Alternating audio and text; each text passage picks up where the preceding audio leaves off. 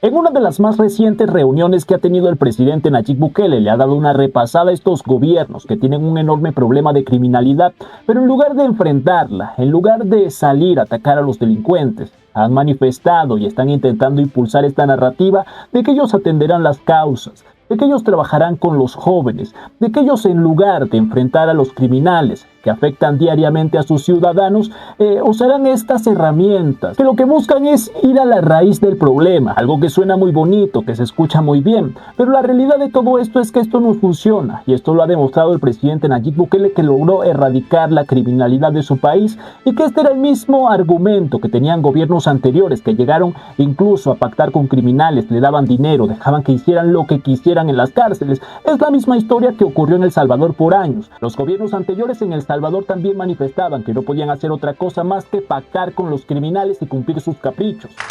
Un apretón de manos y con ello la esperanza de una tregua duradera.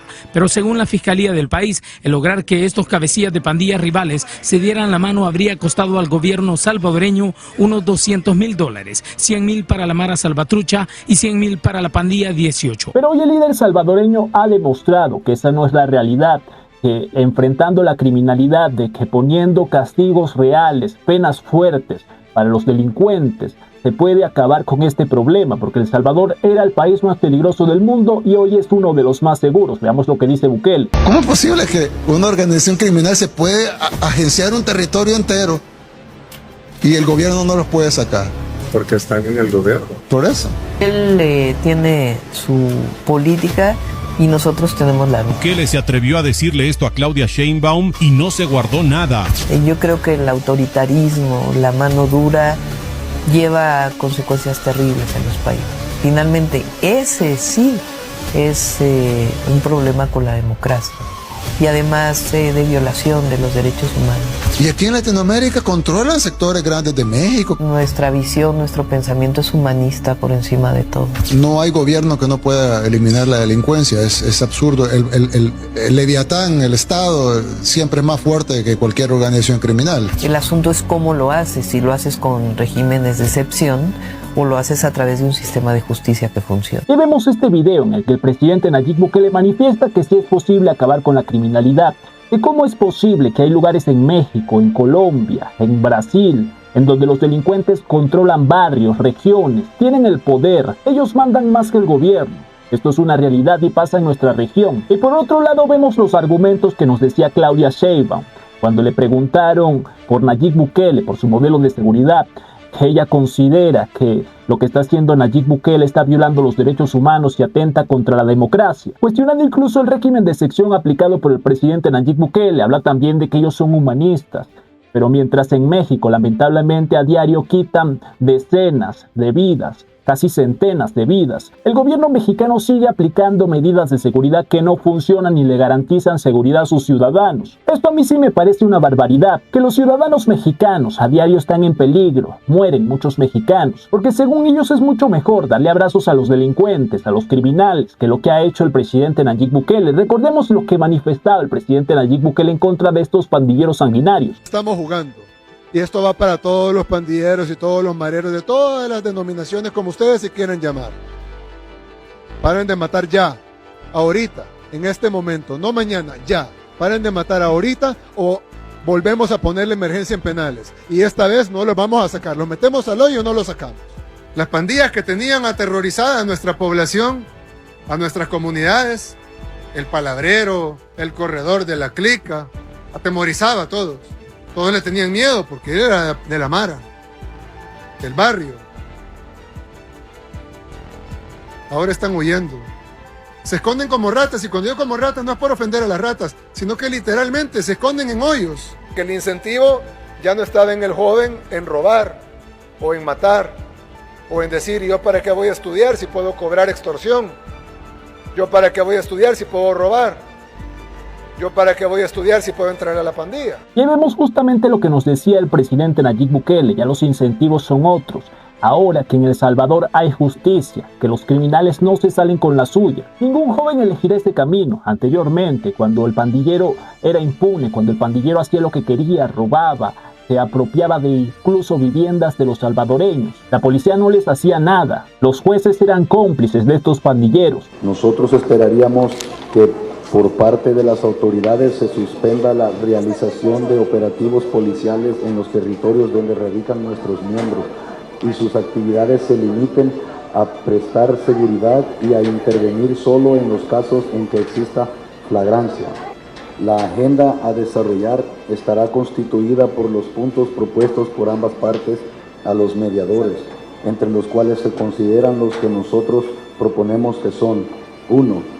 Reformas legales, ejemplo, derogatoria de la ley de prescripción de pandillas, reforma al Código Penitenciario en artículo 92A, 103, 105, eliminación de la figura del testigo criteriado y todos aquellos artículos que excluyan de beneficios penitenciarios a los miembros de pandillas. Cuando todo esto ocurría, la juventud consideraba que el único camino era volverse pandillero para no ser víctima de estos mismos criminales. Y es triste que en países como México, donde es mucho peor esta criminalidad, donde el narcotráfico se apodera de regiones enteras, de barrios enteros, donde lamentablemente vemos noticias como cortan cabezas, el gobierno decide ser piadoso con estos delincuentes y no aplicarles todo el peso de la ley y defienden sus políticas de abrazos no balazos. Recordemos lo que decía el anterior presidente Manuel López Obrador.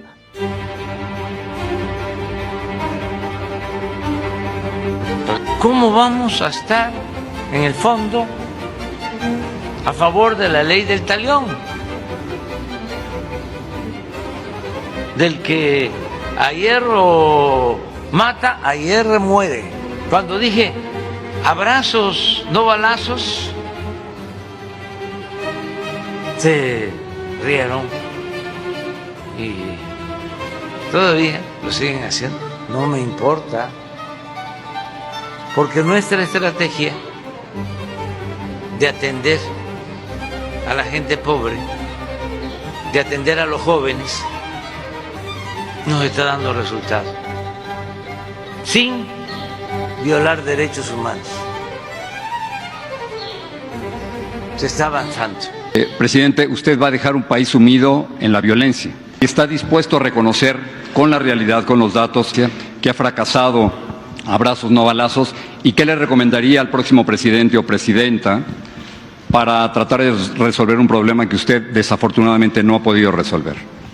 Bueno, pues que respeto mucho tu punto de vista, pero no lo comparto, porque yo tengo pues una visión distinta. Porque tenemos que ser respetuosos de los derechos humanos. Los delincuentes son seres humanos que merecen también nuestro respeto. Ayer estaba viendo un mensaje que decía que lo de abrazos, no balazos, ya era una situación enfermiza de mi parte. No, solo siendo buenos podemos ser felices y atendiendo las causas, que es lo que se está llevando a cabo como estrategia y vamos a continuar. No es para nosotros motivo de revisión, cambio de la estrategia, porque nosotros sostenemos que la paz es fruto de la justicia y la mayoría de nuestros adversarios piensan que el problema de la violencia se puede resolver con el uso de la fuerza. No, lo que digo es que no ha sido suficiente. O sea, no puede presentar 81 muertos diarios, señor presidente, como un éxito. ¿Cómo? No puede presentar como un éxito tener 81 muertos diarios en México. Estamos bajando.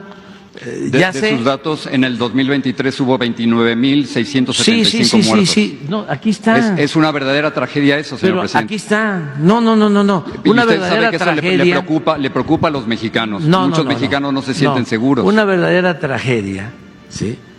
Con todo respeto, además muy lamentable y triste, es lo que pasa donde tú vives en Estados Unidos. Y vemos cómo Manuel López Obrador no solo es defensor de este modelo de abrazos no balazos, sino que se negaba a los resultados. Él manifestaba y juraba que su modelo estaba funcionando, que ellos estaban cambiando la situación de la violencia en México. Y lo más descarado que veo en esta situación, en este último video, es como el argumento que utilizaba es: sí, hay violencia en México, pero en Estados Unidos es peor.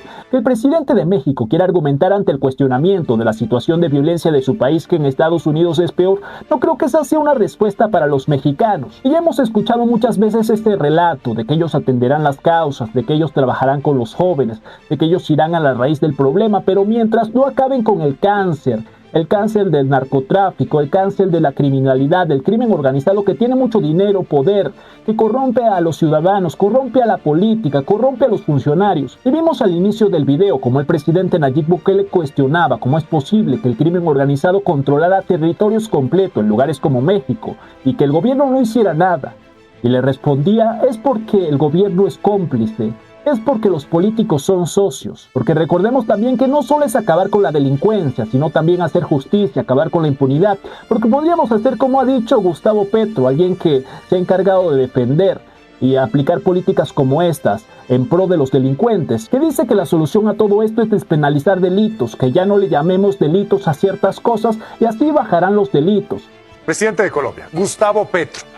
El carnal tiene muchas ideas para mejorar a su país, pero entre ellas está la de reducir la criminalidad. Y contrario a lo que usted pueda pensar, esto es súper fácil, mucho más fácil de lo que creemos aquí en México.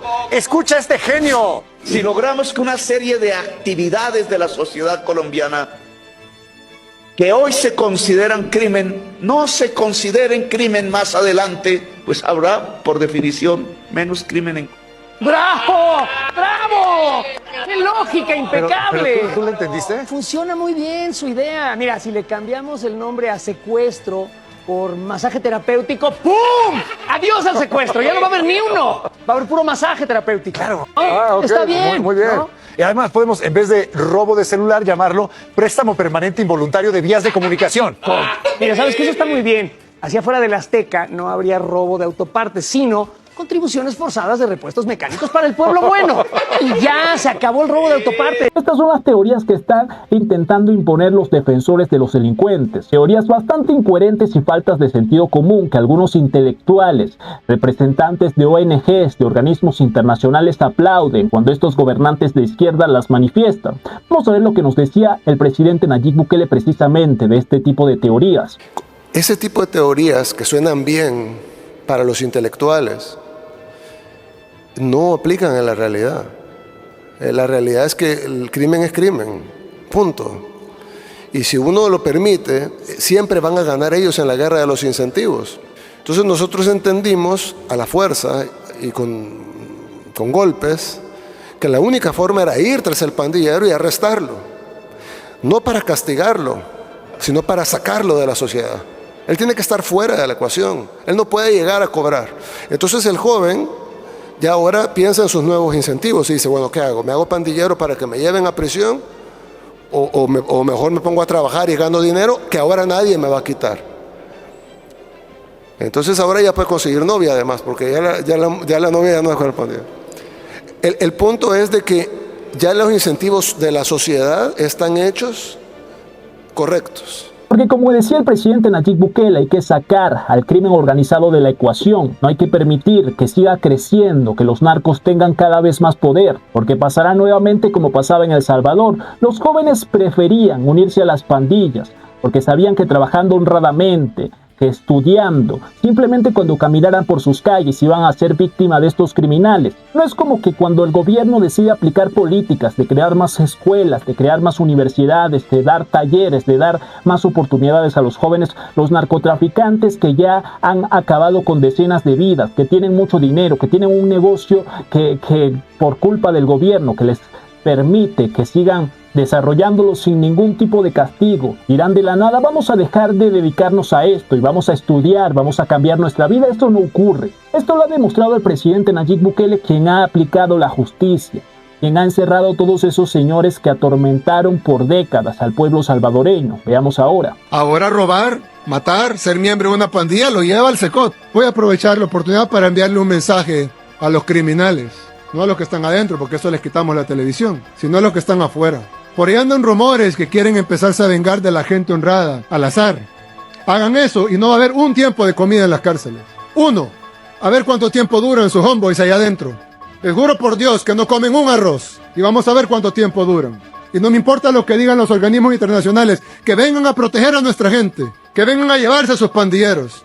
Si tanto los quieren, se los entregamos todos al 2x1. Ustedes desatan una ola de criminalidad y nosotros quitamos la comida en las cárceles. Y recuerden que en las cárceles no solo están los 17,000 pandilleros que ya estaban, sino que están también los 6,000 que hemos arrestado en estos 9 días. Y también van a estar ustedes cuando los arrestemos y los llevemos ahí. Y ahí no van a tener comida tampoco. Así que mejor esténse tranquilos y déjense arrestar. Por lo menos allá adentro van a vivir y van a tener comida. Una enorme diferencia de un gobierno como el de Nayib Bukele, que sí aplica la justicia, que sí ha castigado a los criminales que fueron los culpables de que El Salvador fuera el país más peligroso del mundo, ante un gobierno de México que decide darle abrazos. Sin embargo, ahora parece que surgen cada vez más esas propuestas más punitivistas. Se está hablando en Centroamérica, en América Latina, del método Bukele, ¿no? De encarcelar a la gente de un día para el otro para acabar con el problema de las pandillas. ¿No ha sido difícil no caer en la tentación de dejarse llevar por esas medidas? No, porque eso es irracional. Y eso no funciona. ¿Estás seguro de que no? Estoy absolutamente seguro. Porque las estadísticas de El Salvador, por poner un ejemplo, son demolidoras. Sí, pero puede ser que funcione transitoriamente. Y eso no es una solución de fondo. Que decide negarse a la masacre que está ocurriendo en su país porque ellos son muy bondadosos y deciden preservar los derechos humanos de los pobres criminales, de los pobres narcotraficantes, e intentan imponer estas narrativas de que como en El Salvador están violando los derechos humanos, ellos no seguirán su camino. Algo que es muy conveniente para los criminales. Qué mejor para estos criminales que tengan un gobierno que no les haga nada. Y es por esta misma razón que el gobierno de los Estados Unidos, el gobierno de Donald Trump, quiso apretar a la nueva presidenta de México, a Claudia Sheinbaum, para que hiciera algo con sus fronteras, con la criminalidad. Porque ella manifiesta que el modelo de Bukele no es lo suyo, porque ella simplemente atenderá las causas y seguirá los pasos de Manuel López Obrador. Recordemos que era lo que decía precisamente Claudia Sheinbaum. Lo primero que es muy importante es no va a regresar la guerra contra el narco. ¿Qué le diría a líderes políticos como por ejemplo Bukele, que es el abanderado de la mano dura, sobre este tipo de... Bueno, él tiene su política y nosotros tenemos la nuestra, ¿no? Y yo creo que el autoritarismo, la mano dura, lleva a consecuencias terribles en los países. Finalmente, ese sí es un problema con la democracia y además de violación de los derechos humanos. ¿Por qué debemos morir nosotros y nuestros hijos para que ustedes estén contentos que estamos respetando su falsa democracia, que ni ustedes mismos respeten en sus propios países? Por eso detestan tanto a Bukele, porque está mostrando la verdad en el campo de la seguridad. Y es precisamente por esto que detestan tanto a Bukele, porque su ejemplo está desmontando su narrativa, porque su ejemplo está demostrando que no se puede solucionar este enorme problema simplemente con discursos, con buenismo, con esta narrativa de que atenderán las causas sin acabar con los narcotraficantes, sin acabar con los terroristas, sin acabar con el crimen organizado. Y aunque se intenten justificar e intenten manifestar que su plan está dando resultados, la evidencia demuestra todo lo contrario. La evidencia simplemente nos hace creer que a ellos no les interesa acabar con el crimen organizado, no les interesa acabar con el narcotráfico. ¿Por qué razón será? ¿Será porque son aliados? ¿Será porque son cómplices? Yo le pregunto a ustedes qué opinan de estos gobiernos que defienden a delincuentes, de estos gobiernos que manifiestan esta narrativa que justamente todos son de izquierda, progresista, y atacan al presidente Nayib Bukele. Déjenme allá abajo en los comentarios qué opinan. Y si les ha gustado este video, ya saben, apóyenme con su like. Yo soy Gabo y nos vemos en el próximo video. Un escándalo político sacude a El Salvador. Al parecer, una supuesta tregua entre pandillas o maras enfrentadas en el año 2012 no habría sido el fruto de una genuina negociación. Un apretón de manos y con ello la esperanza de una tregua duradera.